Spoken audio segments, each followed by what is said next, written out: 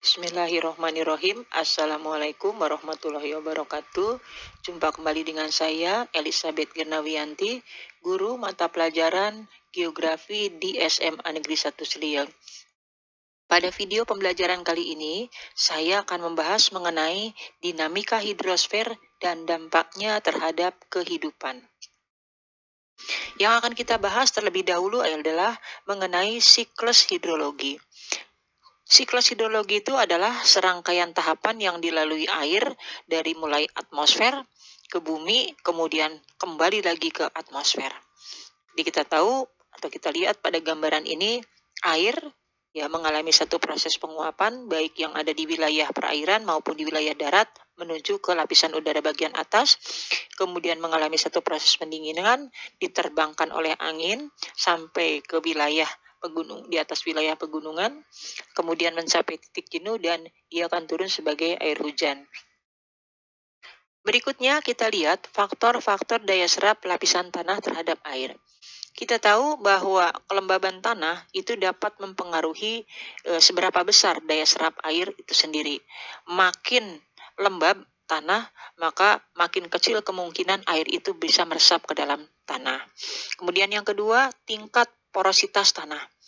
Ya, makin besar tingkat porositas tanahnya, maka resapan air ke dalam tanah itu akan semakin tinggi juga. Kemudian kemiringan lereng. Ya, makin miring lereng yang ada, biasanya air itu akan sulit untuk meresap ke dalam tanah. Karena dengan derajat kemiringan yang ada, air akan mengalir menuju wilayah yang lebih rendah.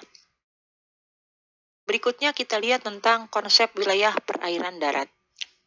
Perairan darat itu terdiri dari pertama yaitu air tanah, air yang terdapat di bagian bawah dari permukaan bumi. Ada beberapa jenis air tanah freatik, air tanah artesis, ada air tanah meteorik, ada air tanah juvil, ada air tanah tubir, ada air tanah fosil dan sebagainya dan sebagainya. Ini didasarkan pada keberadaan air tanah itu sendiri pada permukaan. Seperti yang nampak ini berwarna biru, itu adalah jenis-jenis atau letak-letak air tanah yang ada di bagian dalam dari lapisan permukaan bumi itu sendiri. Berikutnya kita lihat manfaat dari air. Pertama, kita bisa menggunakan air itu untuk mencuci, untuk mandi, untuk masak, kemudian untuk minum, kemudian untuk irigasi areal persawahan dan lain sebagainya. Dan kita juga bisa melihat beberapa fungsi yang ada itu sangat dominan sekali. Yang kedua adalah sungai. Ya, sungai itu adalah aliran air yang mengalir memanjang mulai dari hulu menuju ke bagian hilir daripada air itu sendiri. Jadi dari bagian hulunya di bagian atas ini kemudian mengalir ke bagian bawah. Ya, ada beberapa daerah aliran sungai dengan pola yang berbeda. Pertama pola memanjang, gambarannya seperti ini. Kemudian pola kipas, gambarannya seperti ini. Kemudian pola melebar, gambarannya seperti ini.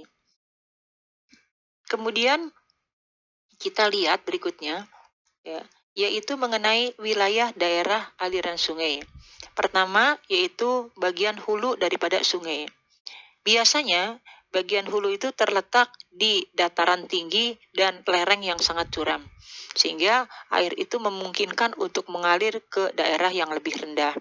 Yang kedua, di bagian tengah daripada sungai, itu terletak di dataran yang landai dan biasanya kecepatan air itu berkurang.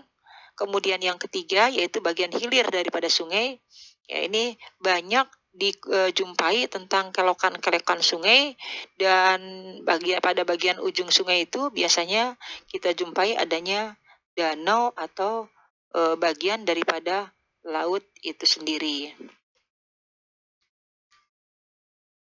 Kemudian kita lihat klasifikasi sungai seperti yang ada pada gambaran seperti ini. Nah, kemudian klasifikasi sungai yang ada di sini itu dia mengalir, ada sungai konsekuen, dia mengalir sesuai dengan arus alir yang ada. Kemudian ada obsekuen yang berlawanan arahnya. Kemudian ada resekuen itu berlawanan arah dengan obsekuen. Ada sungai subsekuen, itu berdasarkan kondisi yang ada pada bagian anak daripada sungai itu sendiri. Demikian video pembelajaran kali ini. Sampai jumpa kembali pada video berikutnya. Assalamualaikum warahmatullahi wabarakatuh. Terima kasih.